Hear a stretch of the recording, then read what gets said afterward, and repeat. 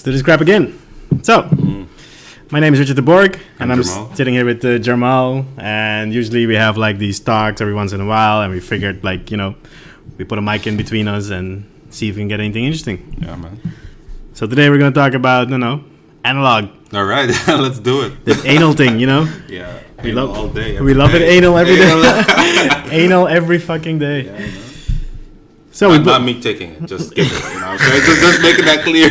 Just making that clear. just to be sure, we're talking about analog here, and short for analog is anal. Anywho, what the fuck are we gonna talk about? Yeah, I don't know, just analog. So You shoot a Mamiya? I shoot a Mamiya now. Yeah, Mamiya 7. Yeah, man, like shit. Why the 7? You were you had like a Bronica for like. Yeah, I had a Bronica, then I had a 6, then now I have a 7. Someone traded me the 6 for the 7 actually, which is fun because it's like the 6. The good thing about the 6 is that it collapses, so you have a button here, you click it, and it all goes in. If that makes sense. Yeah. You can just put it in a small bag and you can just walk with it like a purse, Mm-hmm. It's kind of like a 6x6 point and shoot. They didn't do this for this. I think they wanted to save money, just build one thing, But it's still much lighter than normal 6x7 cameras. Like the RZ is a beast. It's like it weighs like if you throw this, you can kill someone with it. That's exactly why I got the RZ, right? Because you can throw. Because I can murder somebody with it. Yeah. Yeah. But why the switch from the Bronica to the 7? And which Bronica did you have? I had the Bronica GS1, the 6x7 camera. Actually, I had a lot of Bronicas. I know you do, but Yeah. I mean, let's start from the beginning. So analog is like you got different cameras in analog. You got like a 35mm, you got like a 6x7, you got large format. Yeah. And we both shoot the larger format. Well, you shot 35 crap. I don't know why you shoot 35. It has its charm, Richard. It has its charm. It has one format that you shouldn't shoot is 6x4.5 because that's kind of like in between 35 and 6x7, and like you don't want like an in between format. It's not like 35 has those old movies that were shot on film. Like they have a certain look, like Star Wars and shit. Yeah. They have a certain look to them, and that's a 35mm look. If you get a good film, you can get the low-mo crappy effect too, and it has its charm again. But that's a very specific look. 6x6, 6x7, 6x9, etc. also have a very specific look. But 6x4.5 is just like kind of in between, Like it doesn't feel right, at least to me. Yeah. And large format also obviously has its own look. Super sharp depth of field, all that shit. What do you mean? What do you mean by 6.7, 6.4, 5, Oh, 6.6? Yeah, so you have the strip of film, and on the strip of film, the camera takes pictures of a certain format. It's like the sensor format or The something. sensor format, yeah. Like a 6x4.5 is like a rectangle. Yeah, but it's smaller than a 6x7 6x6, format. Yeah, exactly. Yeah. 6x6 is 6x6. Yeah, And yeah. 6x7 is 6x7. Is it 6 inches or centimeters? Inches, yeah. Inches. So 6 inches by 6 inches is the size of the sensor. Wait, no, that one is in centimeters. I keep on getting this shit. Doesn't really matter. So if we flip this is a 6x7. So this is 7 centimeters. 7 by six. 6, and this is the sensor size we're talking about. Yeah. So 6 by 6 would be like a little bit more squared. A 35mm would be a little bit smaller. Yeah, and a lot smaller. Exactly. And 35mm is actually full frame on a digital sensor, and crop sensor cameras are all smaller than exactly. So that's the reason why I don't shoot 35mm. I figured if I'm shooting 35mm analog, I might as well shoot it digital. digital 35mm. I wanted like I wanted the bigger sensor, the bigger, Yeah. I wanted a little bit more depth of field. I wanted a little bit more. So that's why I immediately went to the medium format, which again, you can go digital medium format, but that's like 30K euros for a camera. Got that money. No. So we went medium format on like a analog way, and even large format, right? Because we're both kind of going into large format now, which is even more bigger than 6x7, so more depth of field, more sharpness, more 3D effect. Yeah, exactly. The 3D effect is really what got me into analog. Yeah. Even on 35mm, I see a difference between a digital and a film shot. Yeah. Like the film shot has more like 3D kind of effect, and the grain is also nicer. Yeah, no. No, yeah, the grain is nicer. It is nicer. Yeah, it is. I hate 35mm. I'm not gonna. It has its charm. It does not have its charm. It has its charm. Fuck the 35mm. Anywho. So yeah, so that's what we're talking. So we're both into the medium format, 6x7, and you have like a 7, which is 6x7 as well, right? Yeah. Yeah, we're both shooting in 6x7s. Exactly, yeah. Oh, by the way, because the film strip, medium format film strip, is a certain size, every film format has an X amount of exposures you can make. Like 6x4.5, you can make 15 photos on a roll. Yeah. 6x6 gets 12. 6x7 gets 10. Yeah, because it's the same roll Yeah. and you just cut it. Yeah, yeah, exactly. you cut it differently. Yeah. Yeah. So before we digressed into the camera sizes, I was talking about why the switch from the Bonica to the Mamiya 7. to the 7. Yeah. Well, one is portability. This one is more portable. The Bronica does have its advantages, I suppose, because it has like a removable back, blah blah blah, all that shit. Yeah. But I also just really like how the Mamiya 7 renders pictures. Like the lenses, I really like. It's the lenses that fit the camera that made you choose Yeah, like this life. at the end of the day, I think the results you get are more important than the camera you use, I suppose. Got it. Yeah. Yeah, but you've been using shitload of different cameras. I mean, I've been using the RZ for like For a year ever now? longer, man. Yeah? At least like 4 or 5 years now. The RZ. RB, RZ. Oh, I see. Before the RZ, I had the RB. Yeah, I get you. But yeah, I've been using this format and this heavy ass camera for at least a few years now. Yeah, And I've that goes back to our previous podcast. Go listen to that. You gotta plug it, man. Like I can't make choices, you know. And now it's like, okay, I'm older. I need to fucking really make choices because I've been doing this for 4 or 5 years now. Yeah. Like switching cameras, it's like, nah, this is not helpful, man. Is it not? Helpful.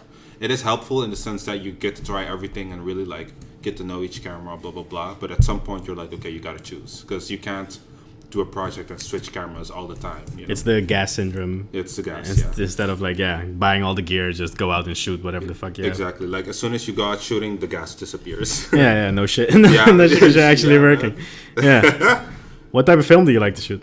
You're not gonna like this.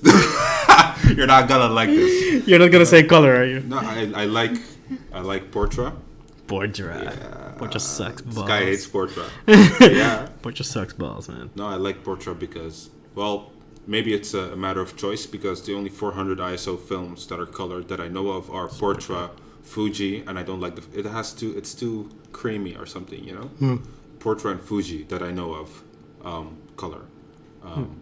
And on 100 speed, I like Actar because it has that, you know, the colors are much more, they pop more. They're richer. Yeah. They're a little warmer, a little richer. Yeah, exactly. Interesting.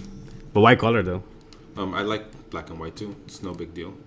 Like on black and white, I prefer. So why is your Portra your favorite?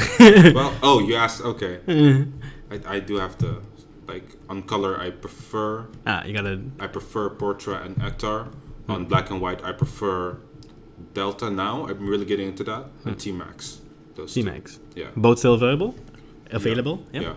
Interesting. Like I prefer Acros, but they don't make it. Fuji doesn't make it anymore. Sucks. I've been shooting a shitload of expired film as well. Well, I'm still fucking finishing a big stash of expired film, which Triax, right? mostly Tri-X, Plus X, mostly Kodak. Yeah. It's mostly like. So you have, I forgot the name. You have T grain film and you have like something else grain film, tubular, whatever. It doesn't matter. But the grain is different on like T-Max and Tri-X. Yeah. I think it's also a little bit more contrasty. Tri-X, the Delta and T-Max seem a little bit more soft and creamier or something like that. They just seem a little bit softer. And the Plus X Tri-X seems like really harsher or something. Contrasty, rich, harsher. Yeah, exactly. You prefer that look. Yeah. They're a little bit more unforgiving on bad lighting. if like the sun hits you here and you got like a shadow, you see, it's man. It's like black white. You're fucked. Yeah, exactly. So it's a little bit more unforgiving with light, but I like the look it has. It has more of a large format look, I think. Interesting. Yeah, if I pull it and push it, I get like more of that feeling. So that's why I think I shoot more of a Kodak. But I know a few of them are expired and they don't make them anymore, so I'm kind of fucked. Like Plus X, they don't make Tri-X, they still make because. So I probably will be shooting more Tri-X if once my stash finishes. Yeah. I've been shooting a lot of APX as well. They don't make that anymore. I know they don't make that anymore. They stopped making all the good shit. Right? Why did they stop making all the good shit? I don't get that. I don't know, man. I don't get that. Like, people still use this film. They ain't making money, I suppose. There was a time we all didn't use it. I mean, of course, there's a time they weren't making money. But now that we are, I mean, start making them again, right? The funny thing is, I hear from... I have people who are at, like, camerabeurzen or, like... conventions. Camera conventions where they sell like old cameras. They notice like every year more and more young people are getting into photography, and you could say it's a trend, but I don't think it's a trend. I think people really do see like, oh, there's something to this technology or something, maybe. Yeah, of course. There's always our growth in the digital age has made us like throw away all the analog, because that's what all the brands wants us to do, right? Yeah. They want us to buy the new best thing, and they want us to hold on to the old crap we had. Yeah. So we've been brainwashed and conditioned. So now that we have money, we need to switch our phone every year. We need to get a new phone every month. Which we don't do anymore. A lot of people still do, but exactly. But at some you and I don't. Yeah, exactly. We don't do that. But at some point, you reach the tipping point. Because like, we're better. No, it's a joke. I wouldn't say we're better. But at some point, you just reach like a tipping point about, I don't need all this stuff. And there was something interesting about the analog age, right? There was something interesting about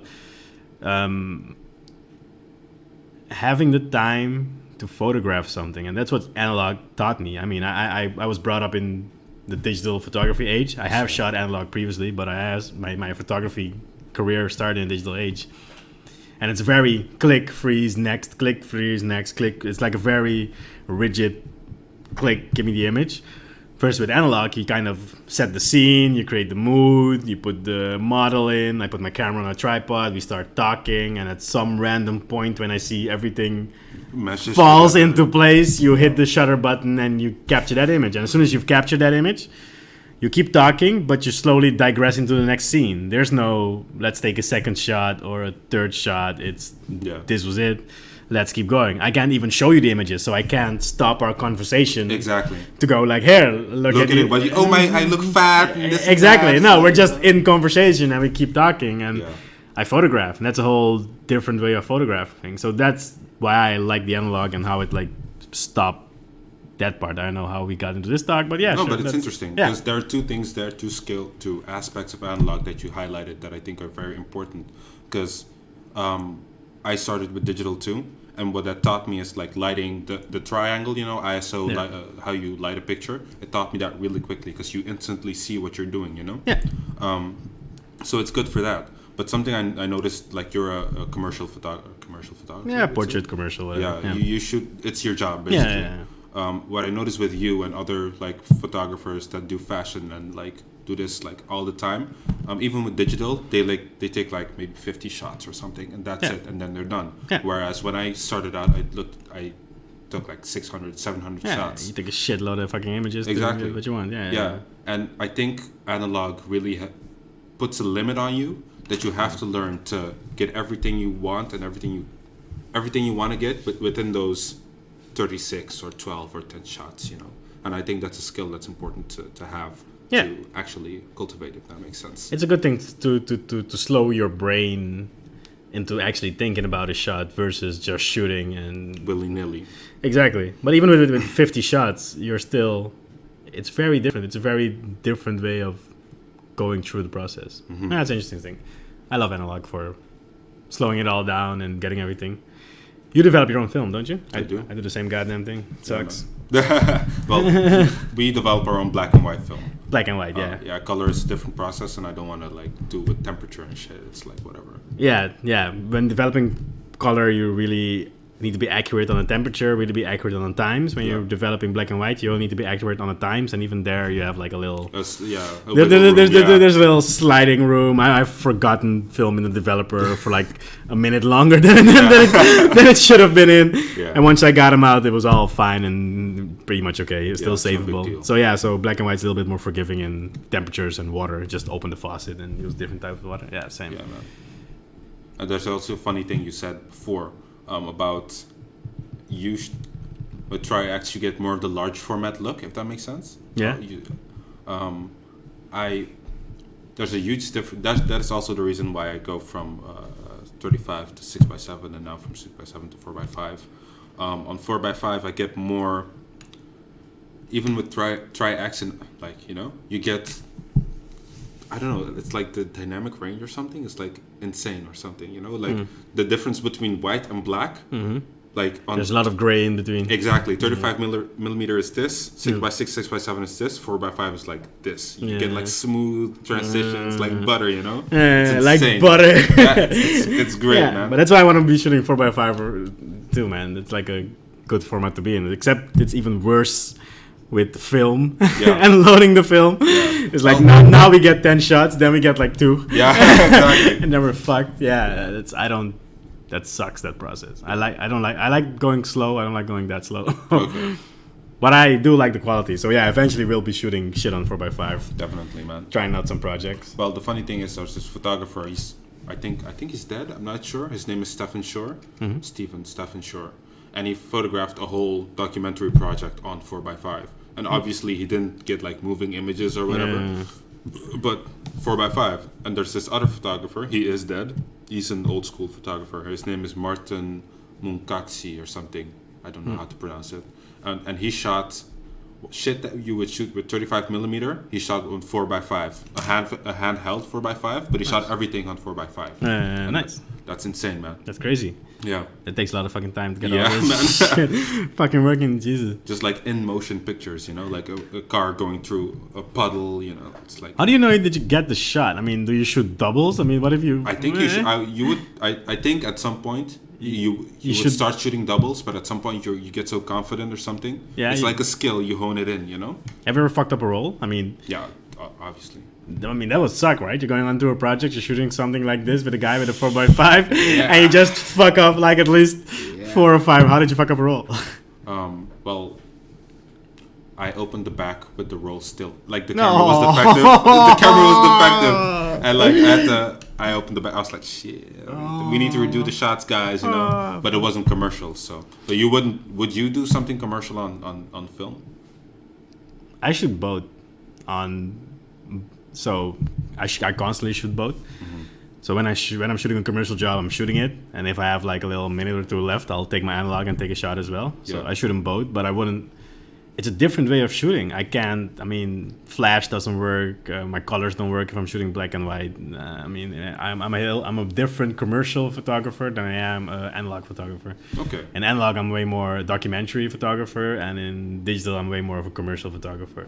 So my analog, because it slows me down, it takes me way more in the behind the scenes or those idle moments where you have like a little break. Yeah. Which also serves the purpose of analog really well because it's a very slow, tedious process. Mm-hmm. So that's usually when I do it, but not as a main camera for my. I wouldn't. No, never. Would you do like black backdrop, model in front? Would you shoot something like that on analog? Like maybe not commercial, but for your own like personal. I do. Yeah. Oh, okay. Yeah, but I would shoot without digital. No, I would shoot digital too. Yeah. I'm still. It's mostly the focus I'm attached on. Because larger format also means the focus is a little bit shallower. Mm-hmm. And because I'm stuck on an ISO, I might be stuck on ISO 100 on a dark day like today, on a cloudy day, and I'm shooting with 2.8. Yeah, on large format, 2.8 is insane. It's like a freaking eyebrow. Yeah. So 2.8, I'll have like a shutter speed of like 50 seconds, which is freaking low, especially for this fucking beast that weighs a fucking ton. So I have it at like a 50th of a second, balancing it like this, trying to figure out, and then I'm like, I'm pretty sure it's not going to be sharp. That's why you need a tripod, bro.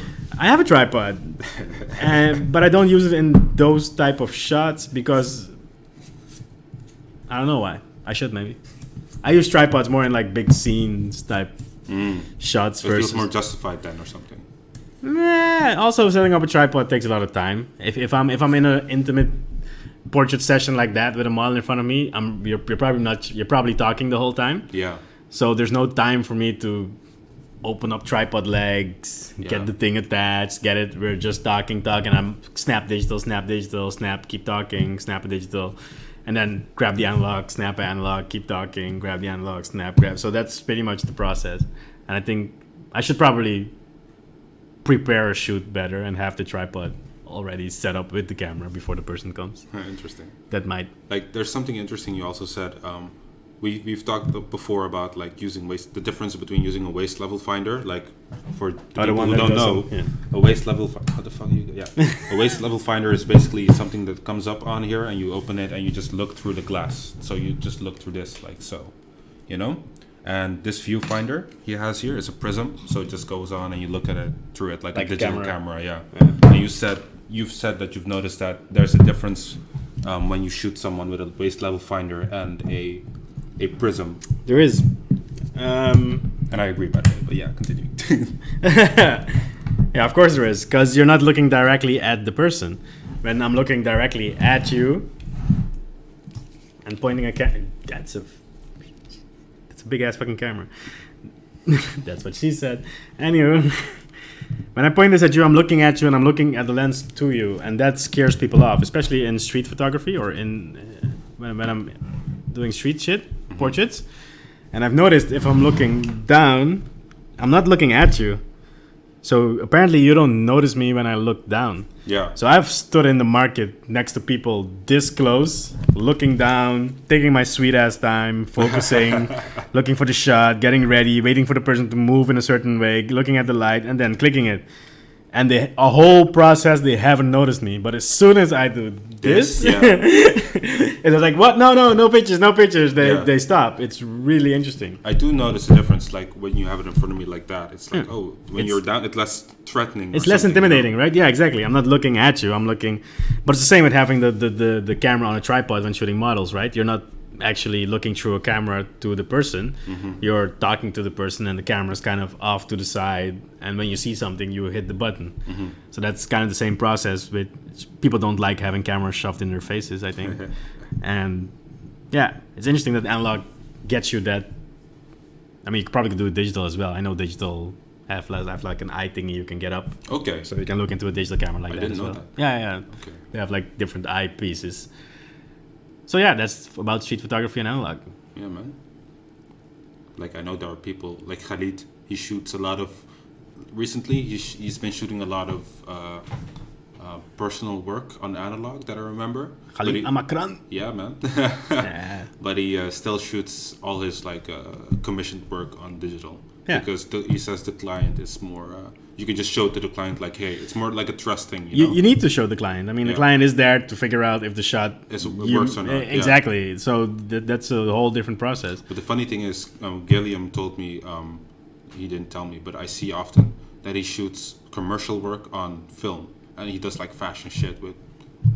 Last time he did something for Nike or something or whatever. He does that all analog, and I think maybe because he's from an art school, he gets that leeway, if that makes sense. But I'm not sure. I think it depends if people ask for your style. I mean, don't forget that Gilliam Trappenberg, so yeah, Trappenberg. Yeah, exactly. Also from the island. What up?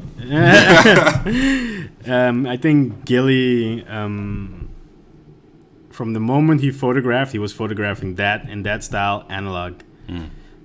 I've been shooting digital for 10 years. Yeah. People hire me based off of my digital work. Yeah. If people would have hired me based off of my analog work, of course I would shoot it analog, because that's what the fuck you're hiring me for, right? Yeah. So I'm getting hired based off of my digital work. Same for Khalid, we're getting hired off of base. And if you get hired, you'll be hired for your analog work, because you've only been shooting analog the past couple of years. Yeah, exactly. So that's, I guess, the difference why Gilliam can shoot a commercial job on analog and you can shoot a commercial job on analog. Yeah, if I would be asked, then yeah. Exactly. I wouldn't be shooting it digital, I think. Exactly, but I can't, because that's not what they based until my portfolio reflects analog only or reflects who I am as an analog artist. That's the point I would be able to switch it. But yeah, I would still be shitting my pants, and I would definitely not.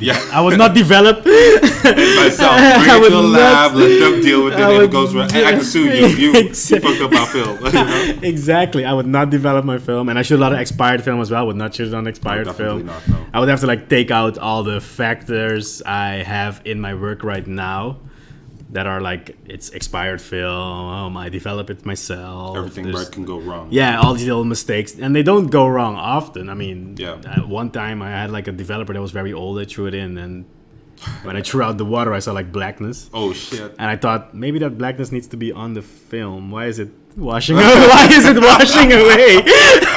I think I need this blackness to show me an image. Then it took like the roll. I was like, all nothing. Shit. I was like, how is this nothing? Yeah. So yeah, that was painful. Like, I do think this is interesting because camera manufacturers also often sell us based on features and stuff like that. Oh, this camera can do this and that and this and that. And recently, I heard that Canon and Nikon are now making mirrorless cameras or whatever. Yeah. And I was like, whatever, it's camera. Like the same attitude you have when you get a new camera. Oh, it's a camera, whatever, you know. Yeah. But I do wonder why we're so, maybe not hung up or obsessed, but why we think it's so important that, for example, on large format, you get more depth of field, you get more of that 3D effect, you know? Like, why is it such a, why do we find it so important, you know? Like, because we could be shooting on 35 millimeter or on digital or whatever. It costs us less money, all that, but the image would not be the same, you know? Like, does that make sense? You know, why we choose to shoot analog versus... No, why would we choose to go through such a tedious process, like large format, blah blah, to get an image that is, at least for me, or I don't know for you, of superior quality, more 3D, more this, more that? Why is it so important to get an image that is more 3D, more this and that? Interesting question. Because that's what camera manufacturers try to sell us on all the time. Oh, with this new camera, you can, you know? No, because I actually find it pretty. Okay. I mean, we're not... He's drilling again. I'm not...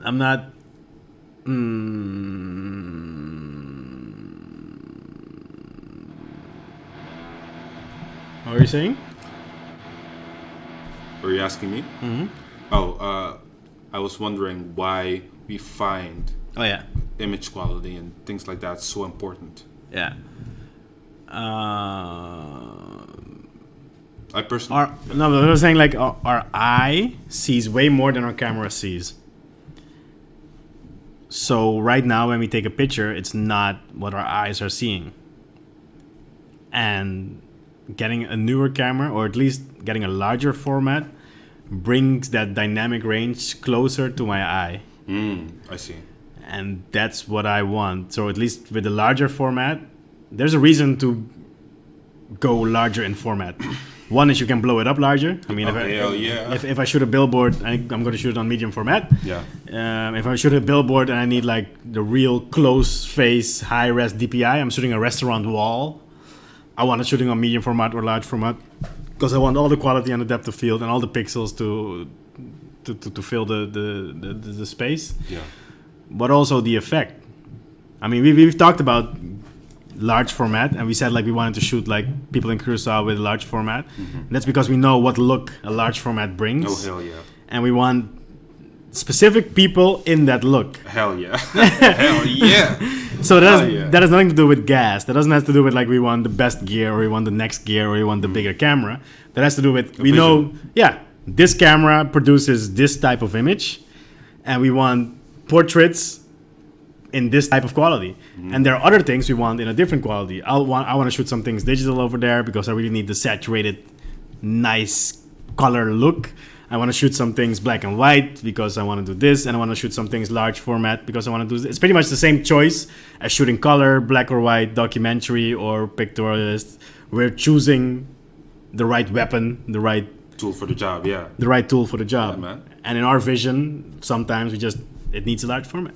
Yeah, man. That's a good point. Yeah. Yeah, because large formats are freaking fine. They're hot as fuck. Oh, hell yeah, man. Sexy. That's an interesting point. I didn't consider it that way. Because I always thought, to me, when I shoot something in whatever format that it is, it comes with a certain, how do you say, with a certain mood or a certain look. Basically, what you know. And no, I think indeed it's the same. It's the right tool for the right job. Yeah, that's probably the thing. Yeah. Well, if people want to get into analog right now, what would be the process? I don't think I even remember how the hell I got into analog. Like for me, I think it's different for everyone. Like most things are. For me, it was Rashid, a friend of mine, shot me with a 35 millimeter camera with Ilford HP5. I saw the picture and I was like, there might be something to this. And then I went to the photo. I did a minor at a photo academy in Rotterdam, and one of the teachers, Francois, actually told me, hey man, you should shoot with analog, because he saw my work. He was like, I think it'd fit you. I'd be like, nah, that old school shit, inferior quality, blah blah. I didn't know what I was talking about. Inferior quality. I didn't know what I was This talking man about. says inferior quality. Inferior quality. And I was like, nah. But then we had an assignment where we had to shoot with the Hasselblad. I got it. I looked through the viewfinder, you know. I clicked the button, and you get like, yeah, man, that sound, that mechanical, that sound is insane.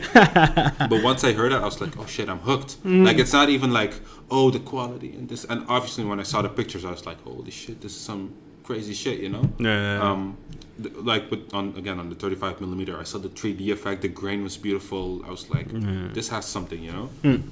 But if someone would want to get into it, my best advice would be, maybe, obviously it depends on what you want, but try a 35 millimeter camera first. See if you like it, because that's like the light version of analog, to me at least. And if you like it, you get a feel for it. Try going 6x6 or 6x7, and if you medium format, bigger. Yeah, and if you want to go 6x6, get a Bronica. You don't need a Hasselblad or whatever. Like, go the cheap Bronica or what's a cheap 35 mil? Like Minoltas are cheap, Fujis are cheap, Canons and Nikons are expensive, Leicas are expensive. Yeah, I think a good Minolta is secondhand somewhere. Yeah, there. secondhand. Pentaxes are relatively cheap too. Interesting. It's very different how I didn't start at 35 mil. I just jumped in medium format. 6x6 double lens. Yeah, I had the Yasica. Oh, the yeah, Yasica those are D. good ones too to start with, because they're light. Actually, start with. They're very play. There's like a cocking mechanism. There's like a shooting button, aperture. Yeah. And I remember I had to like figure out aperture and shutter speed on the spot, because there's no light meter in the goddamn things. So I started shooting like a digital shot, get the light meter settings on a digital camera, then put it on my analog camera and shoot it as well. I got into it because of a friend as well. A friend of mine who was shooting Gerben, he was shooting analog, and he said like, oh yeah, this is awesome. So I bought a secondhand one for like 50 euros back in the day, like a Yasica D. Yeah. Now they go for like 100, maybe 200 euros. Those hipsters have been raising those prices like crazy. Are there still hipsters though? I think hipsters aren't a thing anymore. Yeah, now it's I don't know what it is now. Activism. Yeah, it is. Yeah. No, anyway, so I think the hipsters were like raised the prices. But yeah, so I got me a Yasica D, got some film, shot it, and I was like, well, how do you develop this thing? It's like, yeah, you got to bring it to HEMA or whatever. So I brought it to HEMA, and I love the quality as well. But it's like the effort, man, and it costs a lot more money. I had like so I can shoot like 50 digital images. Yeah. And spend zero money. Yeah. And I can shoot 50 analog images and have to spend a shitload of money getting the film developed. Yeah, the upfront cost in digital is bigger, but you don't spend any more money after that. And with film, the upfront cost is like 50 euros, but you have to keep spending. Exactly. And for me, it's worth it. Yeah. And for everyone, it's different. Like, I spend maybe 300 euros a year, maybe, on film and developing. A bit more, like 100 or something, 200. Yeah, it's the same for me. But at least for black and white, if you're going to develop on your own, then it's easy. It's very cheap. Yeah, I got the like chemicals for like maybe $100, and I've been using the chemicals for 4 years now. So I think that's very very doable. That's a long time, man. Yeah, I shoot less than you probably. Yeah, I develop less analog than you. Yeah, maybe once a week, twice a week, but that's it. Yeah. So that about analog. That's how you get into it. Just fucking get a camera. Yeah, get a cheap camera. And secondhand somewhere. Get a Yasica, get a Minolta. Get a shoot. Yeah, and get it developed and see if it's anything for you. Yeah, and just do it for like a month or something. Yeah. If you can, just only shoot that for a month or two. Yeah. Get used to it. You'll get used to the feel. And if you like the images, just keep going, man. Yeah, definitely. Yeah. Well, if you have any questions about analog or anything else, you can contact Jarmal or me, or pretty much contact Jarmal because I don't know shit. And we'll answer your questions. Maybe see you guys in the next talk. Yeah, like, comment, share, subscribe. Please. You don't like that. Please. See you guys next time. See ya. Like, cheers.